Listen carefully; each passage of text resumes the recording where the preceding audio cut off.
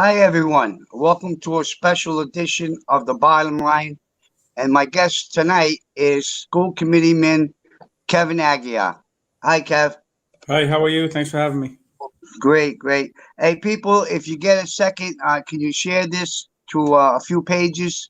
Get it out to your family and friends. We're going to have some good information, okay? So, Kevin, I just wanted to start out real briefly because I haven't had a chance to talk to you since the election. Um, a lot of people that I know, including myself, were kind of advocating and hoping that you'd get the chairmanship. Um, you have any? What's your view on that, or do you have one? Yeah, I think you're talking about the vice chairmanship of Right, I'm the sorry. Yeah, school. vice Yeah. chair. So the mayor Yeah, becomes the chair, based on being the mayor, and the vice chairmanship is sort of it doesn't have a lot of authority. You help the mayor if the mayor's absent. You fill in. When I was running for office and when I got elected, I felt like I would have been the best person for the job. Unfortunately, Mr. Hart had committed to me to support me, and I was waiting to talk to some of the other members. Mr. Hart went out and got the votes on his own, so a little disappointed in that. But at the same time, it is what it is. I'm happy to move on and continue to do the job that I do and what the people elected me to do. So it was great. Oh, disappointing in some way, but it is yeah, what it is, and I'm ready to roll up my sleeves and continue to work for 2 years. right. Okay. Yeah, I was just wanted to hear it from you because again, there was a lot. There was tremendous amount of talk about that. And just wanted to see how you felt. So one thing I want to ask you is, you're not new to this game, and you've been through different mayors and different committee members. What do you hope to achieve this coming term? Just 1 year, anyways, coming Well, up. so I'm looking forward to it. We had one meeting already since the election. The new members seem like they're ready to ask the questions. They seem like they're ready to hold people accountable, regardless of what political side of the fence you fall on. The facts are the facts. The doing the right thing, good government, being a good school committee member is not just sitting there and not asking questions. It's Yeah, asking those questions. It's being upfront. It's holding the superintendent accountable at the same time as all of the other things that you have to do. So I'm very hopeful that the new members are going to be rolling up their sleeves and working with them. I've committed to helping each and every one of them individually, whatever I can do to help them. And they're their own people. I say let's lay the issues out and let the people make their own decision that serve on that school committee. We do do need a you change. have do you have one issue that that Kevin's got that he takes to bed with him, he wakes up with? One issue that maybe you wanted to finish up last year or get through that you want to get through this year? Yeah, I don't think there's any one particular issue. When you're on the school committee or the council, or whatever, you have to dig into the issues. I've been told by certain politicians, don't get in the weeds. And I totally disagree with that. Part of the job of getting elected is to get into the weeds, is to do the background research and hold people accountable. It's a check and a balance. That's why people run for office. That's why they should run for office. And whether you win votes or lose votes, at the end of the day, we got to do what's right. And I think one of the things that just sticks with me is that we're a legislative body that's supposed to hold people accountable. That doesn't have to be in a bad way. Just No. because I ask people questions at a school committee meeting doesn't mean it's in a bad way. But I happen to do the research. I have my ear to the ground. I can hear, and people call me to say, this has happened, that's happened. Why is this not? Case in point, we talk about the last meeting. I don't know if you saw it. I was a little animated related to Yeah, the yeah, hiring of mental health counselors. I yep. had just been tired of hearing we were sitting on millions of dollars, and I say it at one meeting and I say it again. I had just had enough of it. So we need the services, and thankfully we got the support. 5 members voted, Paul Hart, and ironically, the leaders of the school committee voted against that. It's amazing to me, I, but yeah, it is what it yeah. is. We got 5 people that actually made the right vote. But so those are the type of things that if there's anything that keeps me up at night or wondering is making sure that our children are taken care of in school. Yeah, yeah. We should take votes like as if those are our children, each and every one of them. And what would we expect? We don't do that often enough, but I think the new committee is going to do a good job with that. Well, I'm hoping. I hope you're right, and I mean I think that the people that I see sitting there, and I've had a little conversation with them. You got people like Shelley that I think Shelley will she'll ask questions. She's not going to be a lump on a log, you know. I think if everybody just ask us questions and then feed off of the answers you get back, I think you can't help but get into the weeds, you know? And as far as people saying like to get into the weeds, like what are you there for then? Are you there to just be part of a committee, or are you there to affect positive changes? I guess that's my, you know, how I Yeah, feel about it. yeah, you have to, and whether you call it the weeds, whether you call it the issues, Yep. we meet as a school committee once a month. The time that you put into that meeting shouldn't be the 3 hours of the meeting. If it is, you're not doing a good job. Right. So we as school committee members, as elected officials, have to do the background research, understand the issues, ask the questions, whether it's at the meeting or before the meetings. And I do that. I spend hours on hours every single time we have a meeting and studying those issues. So when I speak, I feel like I'm confident in what I know and what I've Right. researched. And the questions that I'm going to ask shouldn't be a surprise. I have a great working relationship with the new superintendent, Maria Ponce. She's been upfront. She's been fair. She answers the questions that we ask. So I'm really hopeful that relationship continues. And we are not going to agree on everything. We're just Yeah. not. But at the end of No, the I, day, we can yeah. say, okay, this is what we have to do, and we're going to go through the right process. We have subcommittee meetings. There's one, I have one Thursday, special ed. Sarah Rodriguez, I think, has one already as a parent one. I think we have an instructional one the following week. So this committee is ready to continue to do what we need to do. And A lot of stuff comes out of them subcommittees. I mean, you know, I've always complained about the city council has all these committees, right? You know, the chairman of this, chairman of that. They meet, you know, every now and then when they should be meeting like every other month, or you know, because so much comes out of those committees that you can act on. You know, they're yeah, really important. like we talked about the vice chair thing, part Yeah. of the reason why I felt I was the right person for that was I don't think that we've had good leadership over the last several years. Doesn't mean that they're bad people, but we No. haven't had good leadership. And by that, I mean, there's no requirements for subcommittees. There's no requirements to report out. There's no requirements for how often we meet and what we do. It's sort of like when Matt Malone was the superintendent, he would dictate to us when we were going to have the meetings. I said, no, no, no, no, no. That's not how it works. So Right.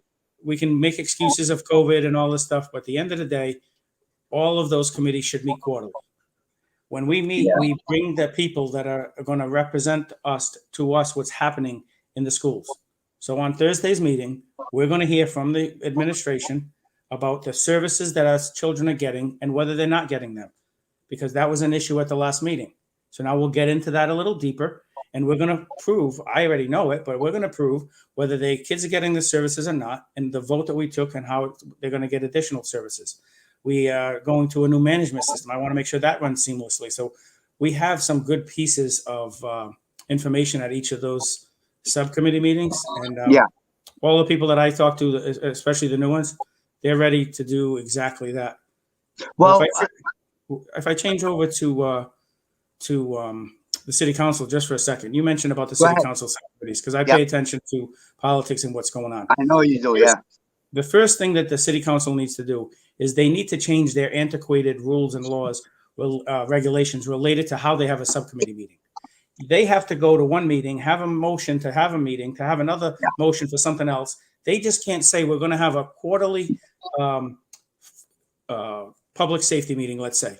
And at every quarterly meeting, we're going to get an update on this, this, this, and this. They can't do that. They have to put these motions to maybe put it on the agenda. Nothing that That comes was up. changed. That was changed in the charter, Kevin, because for decades they always operated the way you just said it. They want to have a meeting. The chairman calls a meeting. He notifies the members of the committee, and they had a meeting. This, I believe, was a change in the charter that was made because most of them didn't even know about it, from what I was told. Yeah, I don't care what the charter says related to that. At the end of the day, they set their own rules.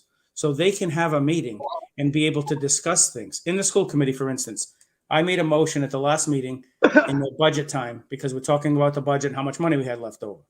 I made a Yeah. motion and it passed 5-2 to hire 10 counselors for 10 additional counselors ASAP for the services for the children. If I was on the city council, I couldn't do that. I'd have to make a motion to maybe refer it to something else, to something else. Get referred back out. Yeah, It just is a waste of time. So yeah, let's get yeah. down to business. So we do it on the school side. The city council can actually change some of their rules. Have you spoken to I'm not trying to leadership? get in. Have you spoken to leadership over there? I've made those my opinion on that felt to anybody that would like to listen. I'm not on the city council. You just mentioned it, and I wanted to just Yeah, raise. yeah. No, Somebody I mean, asked a question, right? Somebody had a question came up on the. did it? So why only once a month needs more than once a month in these days? And it was from Noel Crosby. So thank you for the question. So I have no problem whatsoever meeting more than once per month. That's just been the pattern of the school committees only meet once a month. We do not operate the day to day, so it's a little different than if we did have day to day operations like in the old days. We would have to be hiring people. We'd have to vote on every hire. So the wheels of the school department administration continue to run and operate even without us. But I, for one, wouldn't be opposed to meeting more than once a month. I would like to, if I was in leadership, I would be sort of mandating that we have subcommittee meetings in the intervening time. So if we create those and schedule those, then you're actually going to get information twice per month. You get at least one or two. I would also make a recommendation that we report out at the subcommittee. So subcommittee meeting comes out, the chair has the meeting. At the following full committee, we should be reporting out. So we should be saying, here's some of the things that we talked about for the edification of the public, like a quick summary, one page, or something like that, because we need to give confidence to the other members that at the subcommittee, we're actually asking good questions and working through the issue, getting in the weeds, as they say, Yeah. If we feel confident in that, I think it's going to make the regular meeting go, it's going to make the regular meeting go a lot smoother. So I'm open to those things. But like I said, I'm just going with the flow now. They elected leadership, and the mayor is automatically the leader on there. Yeah, so and he calls they the show shots. some additional leadership in the upcoming year. Right, Not giving anybody a hard time, just saying it like it is. So someone's asking when they're going to appoint a permanent superintendent. Yeah, so that's a good question. What we agreed to with the current interim superintendent, which I think she's the superintendent, she should get rid of the interim tag regardless, was once the new committee gets involved for a few months in the spring, we got to determine two things. One is whether we would want her to stay, but the most important one would be whether she wants to look to stay. So she was the assistant superintendent. She has a chance to either go back to her old job and just fill in for the year, or to see if this is something that she'd want to continue with. So I believe that we'd be mutually discussing that option. Like I said, I have a good relationship with her. She's been very fair to me. I think we need a leader that can make decisions right now in the school department. We've had a period of time where we're not always making just decisions here. Study the issues and make a decision. Study the issues and make a decision. So we need to basically have somebody in charge that we all believe in and support, and then move this district forward. Kevin, let's jump to a couple of other topics. Sure. So we have a ton of ARPA money, and I know I've heard the administration speak about how many years they got to spend stuff and all this kind of stuff. But we have needs today. We've seen, just since schools opened, we've seen kids bring guns and leave them in their cars. We've seen where we had to rent. I think we rented some metal detectors.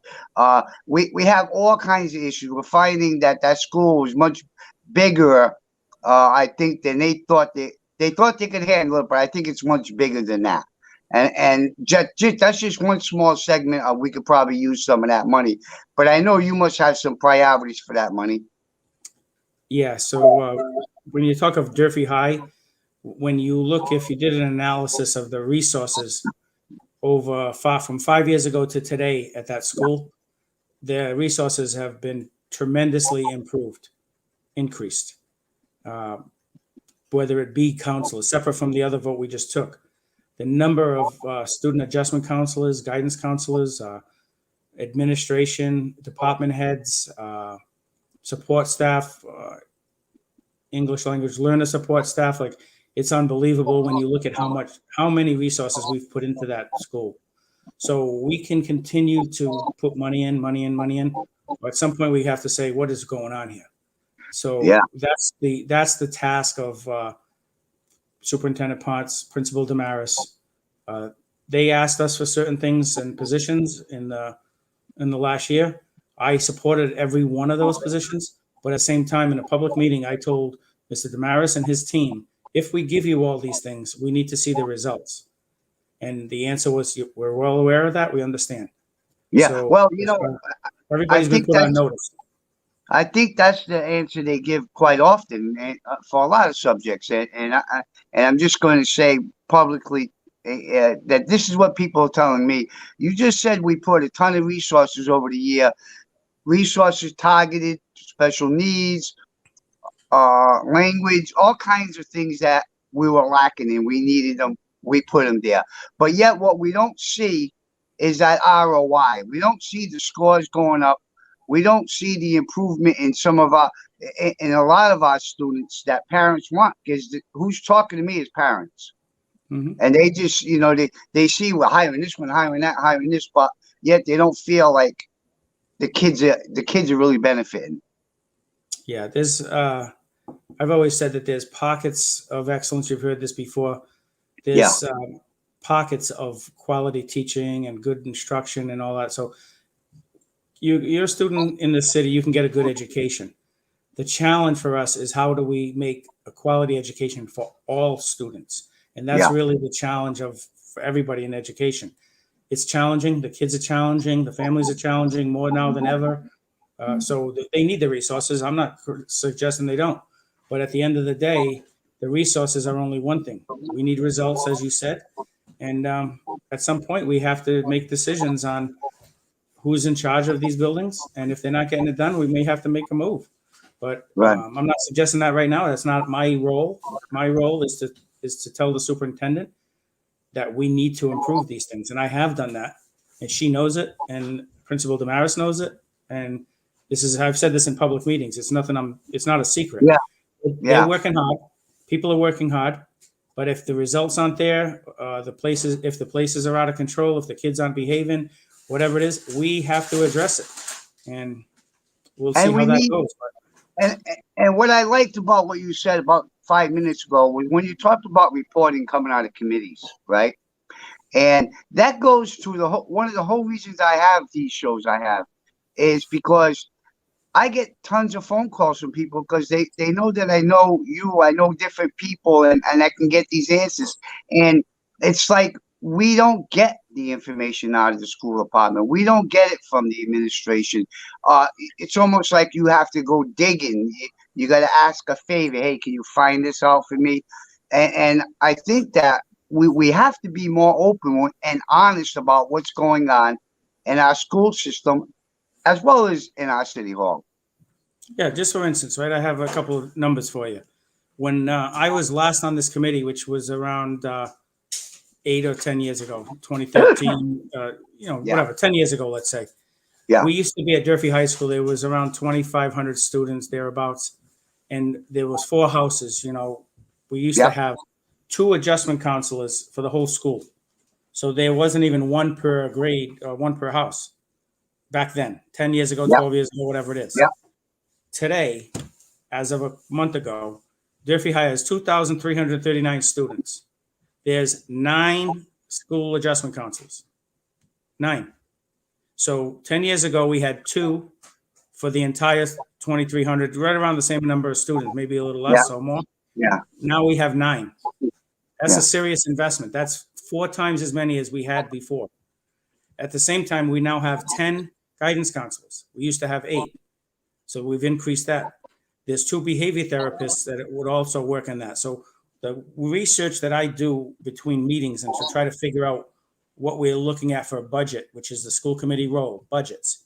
I look at these data. I look at these numbers. I try to figure out and make these a simplified version so that my colleagues can see what it is. But that's just an example for you or for the public to say we actually have 9 counselors That's a 260-to-1 ratio of school adjustment counselors. That's crazy. When I Yeah. was telling you 10 years ago, it was 1,000-to-1. Yeah. And anybody Yeah. can go check these numbers. It's a fact. Yeah. So we have increased those resources, and we Right. still need more based on the needs. Yeah. So Well, when we also in 12 years seen a whole new generation. Okay.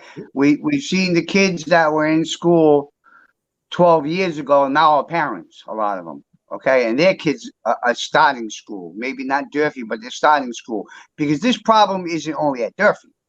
This problem is system wide. That because system wide, if you look at the scores, that's what people are complaining about. So again, I mean, I understand some of it. I don't understand everything about. I mean, there are positions in that school department.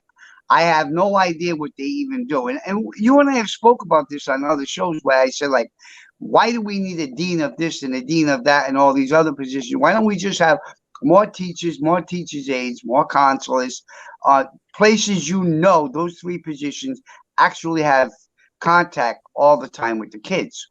But I'm told in part it was ed reform, and I don't know that that's true.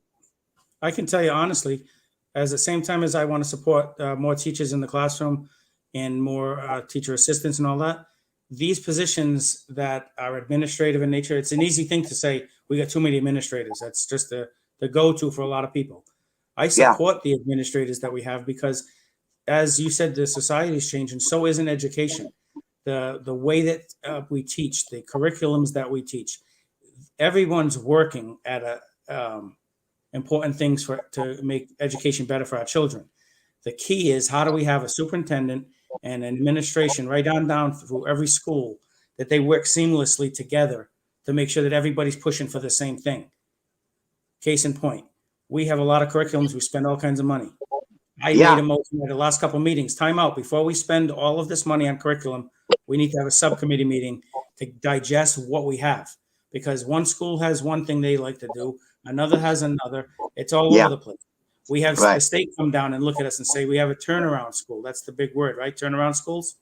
So if a school makes a turnaround plan that actually makes sense, it passes the state, it's the right thing to do. If that's working, like in any other business or government anywhere, if something's working, you duplicate it in the other places. Yeah, we don't do that here. Only in Fall River, we don't do that. No. When the school is failing and the school, we talk about it like we wait till things till they get on fire, and then we throw all resources into it. And then once they're not on fire anymore, we have to put it to somewhere else. The key is, how do we do that across the whole district? And we had a lot of good people in place. Like I said, I'm hopeful that we're gonna, the resources are finally getting to the point of what we actually need in Fall River. So the Student Opportunity Act that the legislature passed is giving us more money than we've ever had before. So there should be additional supports and better education for all students. There's no excuse.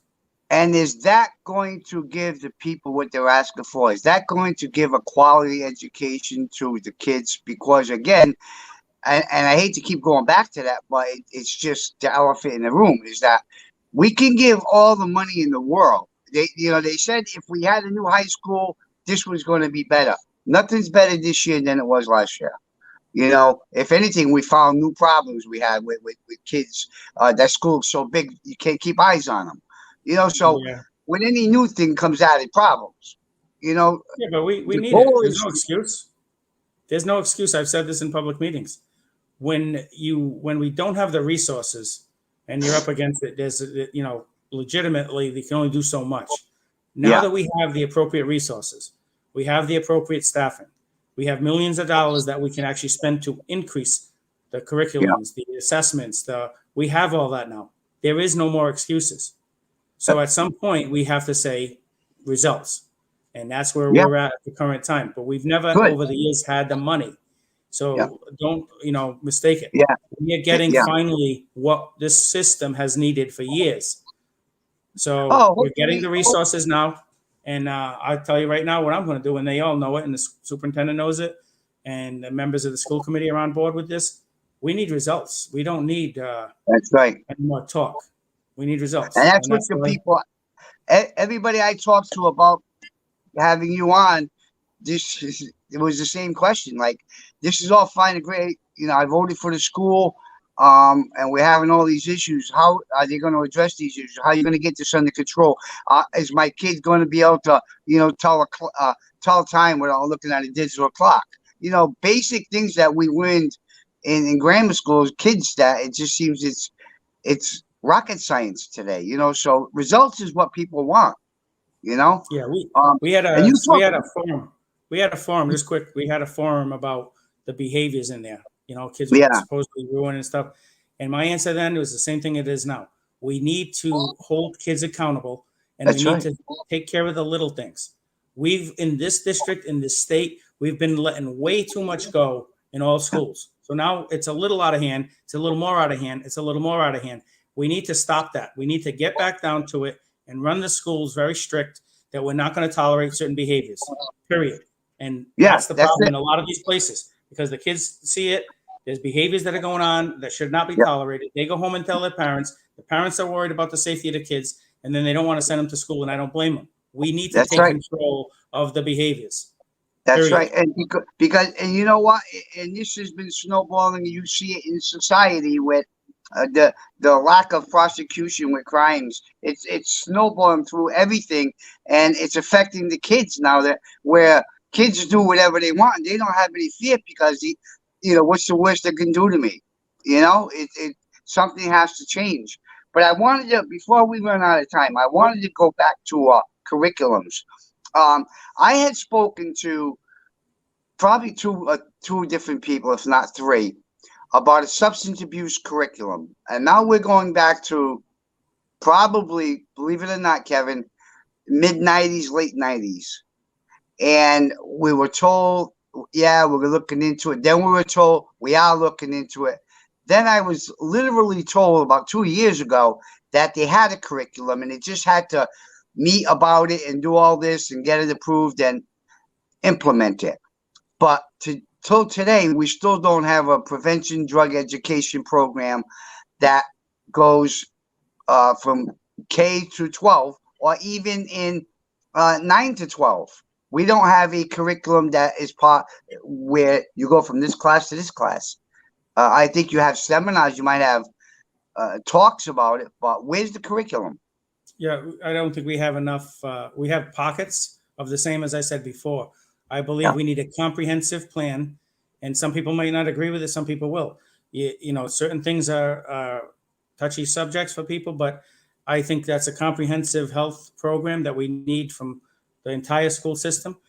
We recently hired over the last year an assistant superintendent specifically for social emotional type issues and these kind of things that we made it a priority and paid this person good money to come in to run and to organize these type of programming. So right. now we have the people in place. Now we're going to hold them accountable to say, this is what we need and this is when it's got to be done. So I think that things are improving. Some of it, you need to create the infrastructure of the staff, like the leadership and the Yeah, staff. So we're on it. yeah. I think you're right on track. And I'm not an expert in that field by no means, but we definitely need to improve. Well, Um, I spent especially at the young 25 years grades. in this field, so I understand what's going on, and I worked with the Providence school system on their curriculums. Other school systems have it. Other school systems have had it, and I just don't think that the Fall River school system for many years they didn't want to face they had a gang problem until they couldn't avoid it no more. And I think that was the same thing. Hopefully now, and it's not rocket science to buy a curriculum. You know, you look at a few, you get the vote, you buy the curriculum and implement it. It's not rocket science, you know. Yeah.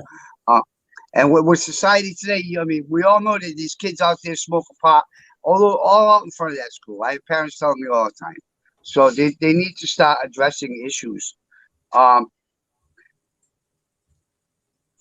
and the last thing I wanted to talk to, and you brought it up already, but we're going to go back to it, was the 10 guidance counselors. I can tell you that I was kind of opposed to that, right? Not that I was opposed to guidance counselors because I was a counselor. It ain't about that. It's about $1 million in salaries all at one time. And how do we pay for this when the opera money's gone. Because you're talking 10 at somewhere around what, 80 grand a pop? Yep. It's a lot of money. How Yep. do we So do let me that at one just time? clarify. First Yep. off, it had nothing to do with guidance counselors.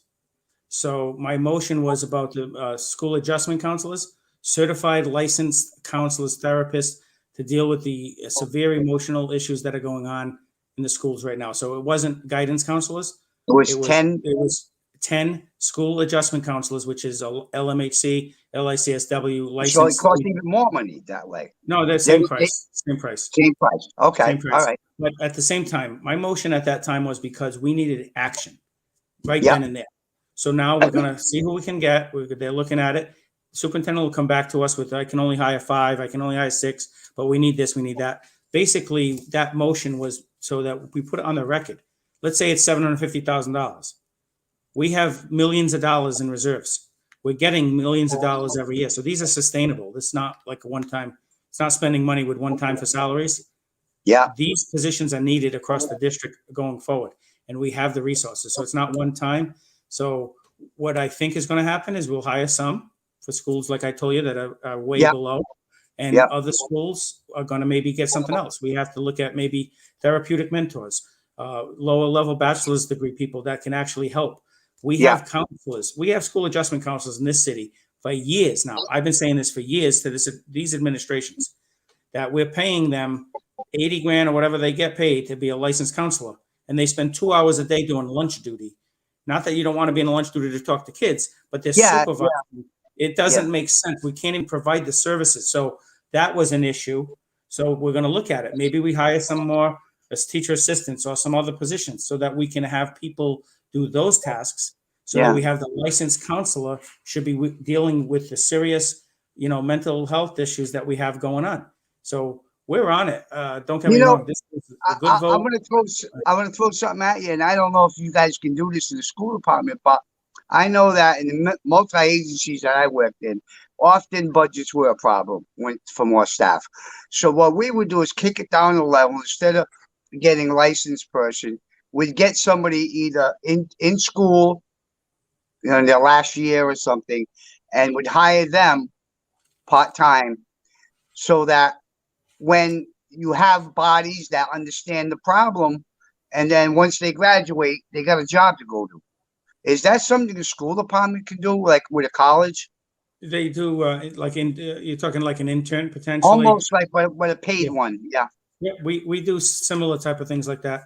We've created positions that were sort of between a teacher assistant and a teacher. So if you're going to school to maybe Like be a an teacher, interventionist. so instead of like we put the salary sort of in the middle. So a Yeah. person actually, we would compete with the other folks that they could go work somewhere else. So Yeah. we've done creative things like that. Those positions are called SAMs, school accountability managers. So it's basically getting a foot in the door, like get them Yeah. like almost a Yeah. permanent sub. They can be Yeah. here we're looking at all of those options, and Okay. we're thinking outside the box. There's new people on this committee that have different ideas. Great. But resources, Gene, resources Yeah. is what I know. matters. And we have the resources. So I'm tired of us not utilizing the resources now, not to spend it on one-time money that you think we're going to have a budget cliff. I don't agree with that. Yeah. We have money, and every year we're going to get increased money under the Student Opportunity Act. So it's just making priorities. Mental health needs to be a priority in the city, in the schools, across the country. This Yeah. needs to. So another thing what I've been pushing for is to have a retainer. So we have a psychiatrist or something like that on retainer.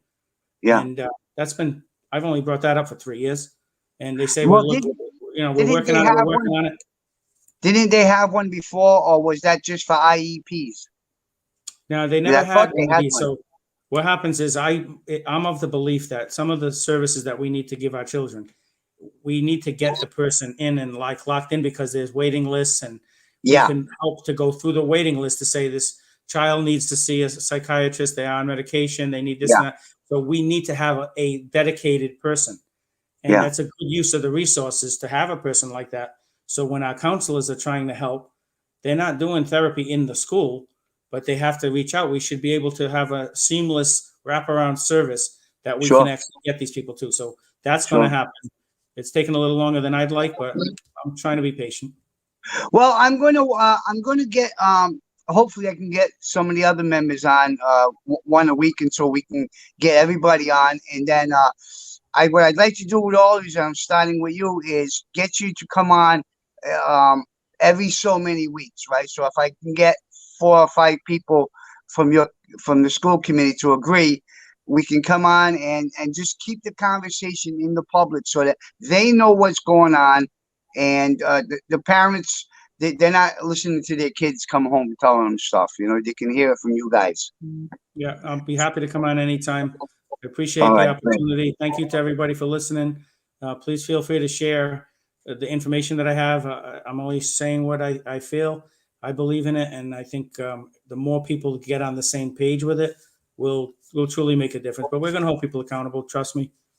I'm not going to Good, sit around good. for 2 years and do nothing. You know that. No, I know, and I can say that I reach out to you, and you have never, even when you're working, you'll say, I'm working, I'll call you back, but you always come back with the answers, or at least try to, you make an effort. And that's all we want from people, right? We elect people to go there and do a job, so I Thank you, thank mate, you very very much, and much. thank you for the kind words. A few members are reaching out, and I see it. It's a good thing you're doing, Jeannie. I appreciate it. Thank you very much. And Kevin, I'll be back in touch with you again. Thanks for coming on, guys. Hey, You're welcome. folks, stay tuned. We'll be back again with another member.